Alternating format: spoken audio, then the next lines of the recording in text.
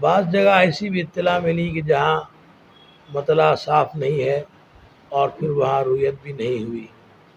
تو اس بنیاد پر کہ بہت سی جگہ رویت مطلع صاف ہونے کے باوجود بھی نہیں ہوئی ہے، تو ہم نے تمام علماء کرام سے مشورہ کر کے یہ فیصلہ اس فیصلے پر پہنچے ہیں کہ انشاءاللہ کل 30 رمضان ہوگی اور آج تراویح ہوگی، کل روزہ ہوگا.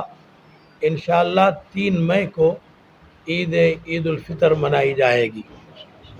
تمام حضرات کو میں عید کی مبارکبادی پیش کرتا ہوں. اس لیے آپ تمام حضرات اس بات کو غور سے سن لیں کہ عید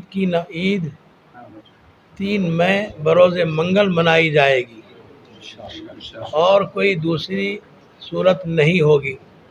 تمام حضرات اس کو نوٹ فرما لیں. اللہ رب العزت اس عید کو ہم سب کے لیے مبارک فرمائے اور پوری امت کے لیے خیر کا باعث بنائے، پورے ملک کے اندر امن و امان کا ذریعہ بنائے. بس آپ تمام حضرات کو میں دوبارہ عید کی مبارکبادی پیش کرتا ہوں. تمام علماء کرام بھی یہی بات کہہ رہے ہیں کہ آپ تمام حضرات کی خدمات میں عید کی مبارکبادی پیش فرمائیں.